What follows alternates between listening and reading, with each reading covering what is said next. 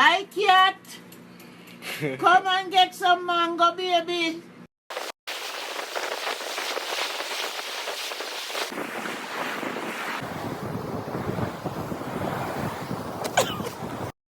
One, two, 1, 2, 3.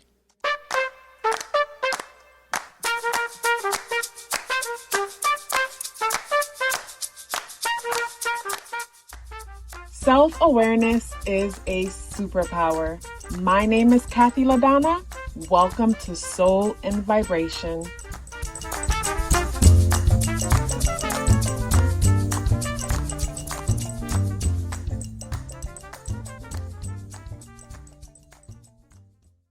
I hope the free thinkers are doing well. And if you're not doing well, I'm happy to remind you that you are the most powerful person that you know. You are the most powerful person that you know because only you can create your reality. Hey guys, today is Monday, February 10th, and the energies in the day adds up and reduce to number 3 vibration. If today is your birthday, happy birthday. The spirit guidance when it comes to today's energy is the zebra energy in the reversal position. And with the zebra energy in the reversal position, so a few things about today where I see a pattern in a way where it's like today's Monday. Monday is ruled by the moon, and the moon is getting ready to leave Cancer, depending on the time you see this. If you see this late in the day, the moon probably already left Cancer. But if you see it around 12 noon, the moon is at 29-degree Cancer. So the moon is in an intense space within Cancer, and it is opposing Pluto in Aquarius. So with the intense position that the moon is in Cancer, getting ready to go into Leo, opposing Pluto in Aquarius, it brings me to the inner world feeling challenged and conflicted because of this battle between protecting what's mine and having to also show up for the collective. And with the zebra energy coming out in the reversal position, it will bring me to the thought of, with this in the reversal position, so it brings me to a conversation I was having with my niece recently. So we've been playing on Roblox a lot. Like, she taught me how to, get in there and whatnot. And my niece has a whole bunch of different outfits on there and all kinds of stuff. And I'm not going to spend no money on no outfit on there. I'm just there to play with her. So we'll be on FaceTime on the phone, but we'll be playing on the phone also. So we could, go into certain games and we tag team in there and we be winning. But anyways, I remember joking around with her because her avatar has the cutest outfits, hairstyles, makeup, everything. And my avatar is basic. And I remember joking with her and saying, geez, your avatar makes me feel like such a brokey. And she was like, oh, like she was feeling bad. And I told her, I'm joking. But either way, never allow yourself to feel bad for your blessings. Never allow yourself to feel bad because you have something that someone else doesn't have. Because I could see in that moment, she started feeling shame or guilty for having what she has because of how I felt. Even though I was just kidding, I could buy the avatar clothes and stuff if I wanted to, but that's not important to me. That's not why I'm there. You know what I mean? So it's like with today's energy, it would bring me to that with the zebra energy coming out in the reversal position. I think of like, say, someone at work, and it's like not wanting to shine at work because you don't want to offend someone else. And it doesn't even have to be at work. It's like being within an environment with others and feeling guilty about allowing yourself to shine or allowing yourself, I think of someone like giving credit that they did to someone else.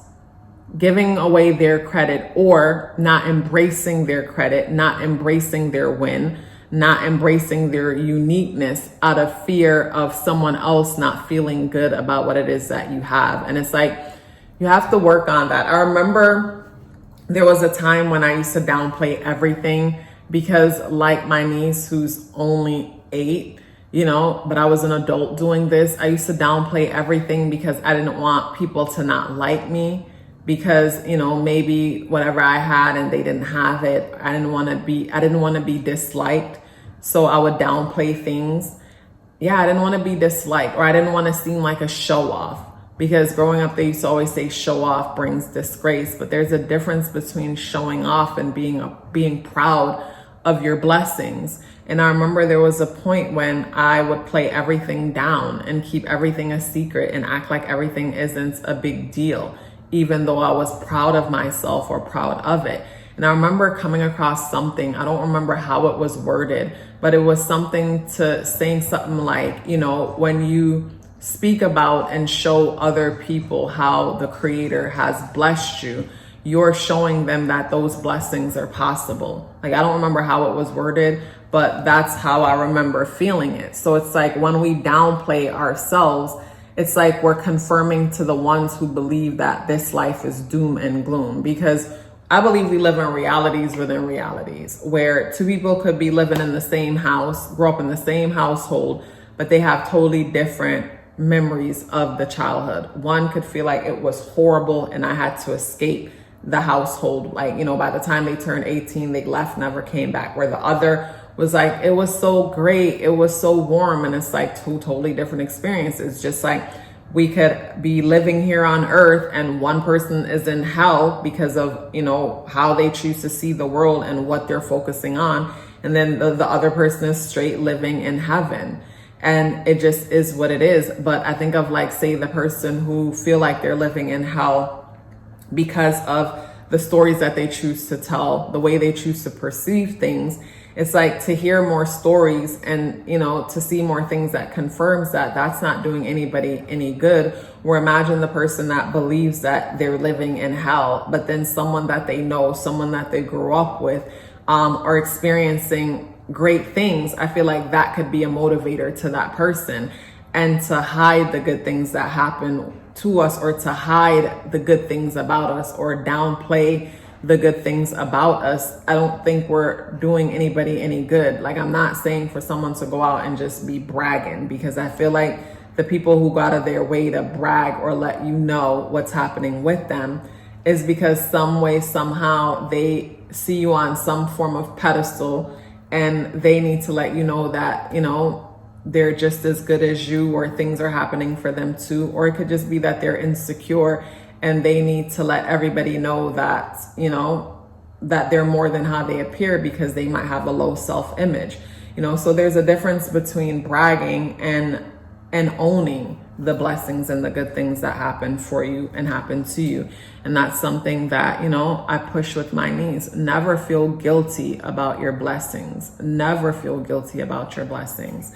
And, you know, I feel like that might be something that someone needs to hear today. Never feel guilty about your blessings. Never play down yourself. Because if you play down yourself to make other people like you, then they're not becoming versions with you for the right reason. And more than likely, those same people might not respect you. Or an example of that, I remember hearing a conversation where this one girl said she became friends with this other girl. And when she became friends with the girl, I guess she saw how simple the girl is, even though this, like, say girl A is really simple and laid back when it comes to her style and everything, and girl B is a fashionista and she likes to do it big and this, that, and the next. But she moved, she's in a different state, she's meeting new friends, and, you know, people seem to be so chilled and laid back. So she just, you know, chill out her style a bit, because she's chilling with girl A, who seems so chilled. And she chill out her style a bit or whatnot. And kind of too, for some reason, because she wanted to be liked, she chilled out her style so that it didn't seem like she was outshining girl A, so that she would be liked more. And then one day they were going somewhere and she dressed up the way she normally would dress up. And girl A was looking at her like, are you copying me or trying to be like me? Because even though girl A has a chill style, that day she, you know, was dressed up a bit more, but she's not used to girl B getting dressed up like that. So immediately she's looking at her like some kind of an imposter, when that's who girl B always been, but she's been downplaying who she is and her style and everything so that, you know, girl A would like her. But the her that girl A grew to like is not the real her, where the real her is a fashionista who loves to, you know, and I'm sure people can relate on different levels, where you become friends with someone because y'all bonding about how bad it is and how the economy is and what's happening. And y'all bond over that. And that person you bond with about how bad the economy is and how bad things are financially, what if them focusing on how bad things are is their excuse to like not do anything about their situation and to justify where they at? The person who bonded with them on that might see things somewhat that way, but it doesn't stop them from going out in the world and trying to make something for themselves or create something for themselves. So when, you know, the person that they bonded with looks at them now seeming so overly ambitious, it's like, you're a fraud. Like, I thought you agreed how bad it is. And it's like, yeah, I agree that things could be better, but that doesn't stop me from going out and making things happen. So I just think of how when we downplay ourselves in order for people to like us, it never ends well, because the true us has to come out at some point. It's like the true you has to rise at some point. It can't stay suppressed long. And the reason why someone grew to like you, like, you know, they're not gonna like you anymore because that's not the real you. So with the Zebra energy coming out in the reversal position, it brings me to embracing all of you. And I had to learn that, because like my moon and my rising sign are so different, where it's like my moon is in Leo and Virgo is my rising sign, and both are true to me. But with my moon in Leo, I could be more dramatic and colorful, and with the Virgo energy positively aspecting, you know, my Scorpio stellium, like I could come off at first being so you know, being a way more muted than I actually am, way more humble than I actually am. And when I say humble, I mean I could come off way more like introverted than I actually am. And when I say introverted, I am an introvert, but according to the Myers-Briggs, I'm the most extroverted of the introverts. So in a one-on-one setting, a person might think I'm extroverted, but if I'm amongst a group of people, I'm going to be introverted. And it's not that I'm intimidated by the group of people, is that I'm sensitive to energy, and being in an environment of so many people, it feels like it's pulling on my energy. So I'm going to go within myself to conserve my energy. So yeah, when it comes to today's energy brings me to the importance of showing up and allowing your stripes to stand out and allowing yourself to just be. And with the moon getting ready to go into Leo opposing Pluto in Aquarius, Leo energy is focused on I and the self, and Aquarian energy is the collective. And you know, there's a push and pull, as it might feel like you're being called to abandon your needs and instead focus on, say, friends and different people when it comes to your network and your public image. What I get from this, I think of like, say, if you're in a service-based industry, and with you being in a service-based industry, you'll often cross paths with people on a day-to-day basis. And because you're crossing paths with people on a day-to-day basis, you have to develop people skills and, you know, conduct yourself a certain way when engaging and dealing with people, even when you don't want to be bothered, And when you're in a service-based industry, it's easy for everybody to see you as a friend, where it's like you see them as a friend, but more on a constituent level. And, you know, some people will see it different because it's different. And I keep this in mind in the sense that working in the service, in the salon, in a service-based industry, helped me to be so understanding to others in service-based industries, in the sense that when I'm going to get a service, this is the person who I always go to see. So, you know, I remember things about them, and assuming they're going to remember things about me, not remembering or, you know, thinking, well, I know this, but most people won't think that this person sees 10 people a day, and they're communicating with 10 different people a day, hearing stories from 10 different people a day. And if you're the one doing the serving, then you're catering to these people. So the person you are with them in the service environment is not who you would be if you weren't in the service environment. If you weren't in the service environment, you would probably always be respectful because that's who you are, but you probably wouldn't engage as much. And I keep that in mind when I enter into service-based environments, because just because I'll like the person, you know, I'll keep in mind that I'm not the only one they see, and they probably don't even really remember me that much, and that's okay. You know, I don't take it personal.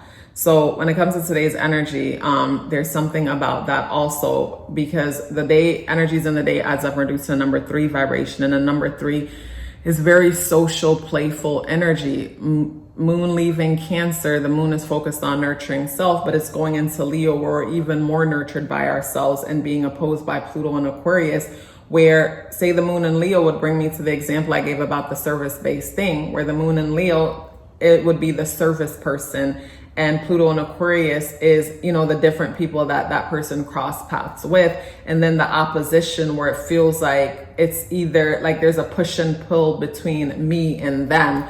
And for me, over time, it came down to boundaries. It came down to showing people, you know, how to deal with me, what to expect from me, what is okay and what isn't okay. Let's pause for a bit. I am proud of the services that I offer and excited to tell you about them. If it would be your first time booking with me, then I recommend the natal chart and numerology awareness coaching session. For a while, that was the only service I offered, along with the 30 minutes tarot reading, which is still available if you're interested. I noticed the pattern. At the end of the natal chart and numerology coaching sessions, some of you would ask me for a follow-up service options for additional clarity and guidance to assist you with whatever you're going through at the moment. I kept saying, I'll look into it. I don't know why it took me so long. Finally, I have created that option, along with the service option to book a solar return chart reading for those of you who are strategic and like to plan ahead.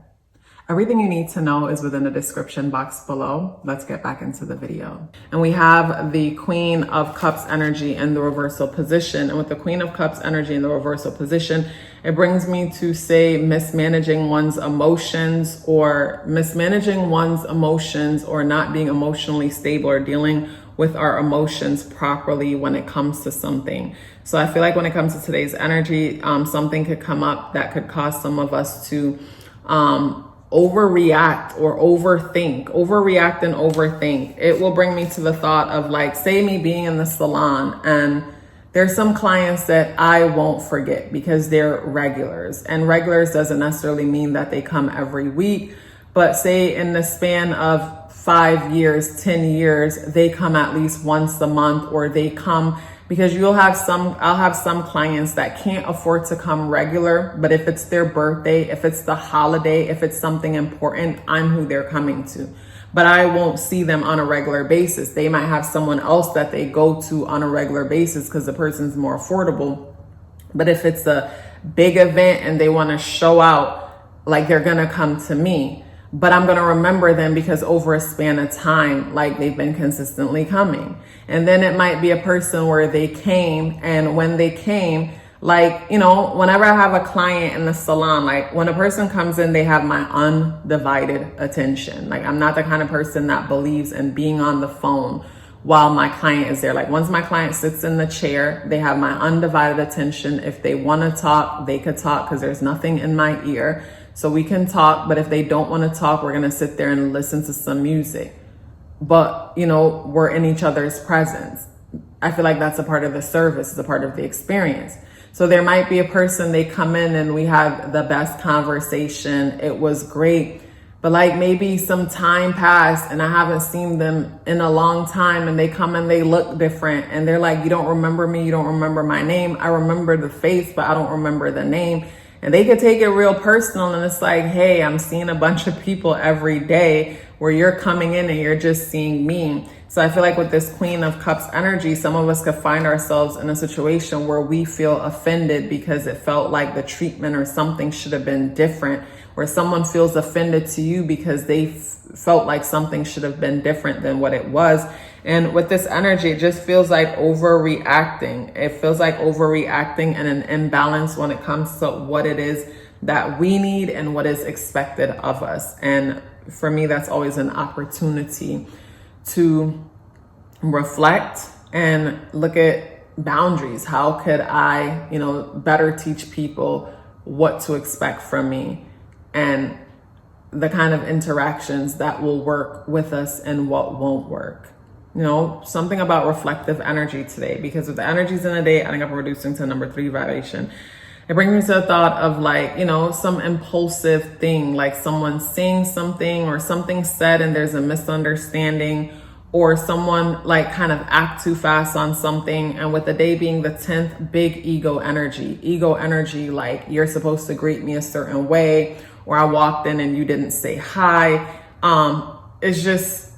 But it's with the Queen of Cups in the reversal position, it's like emotionally overreacting.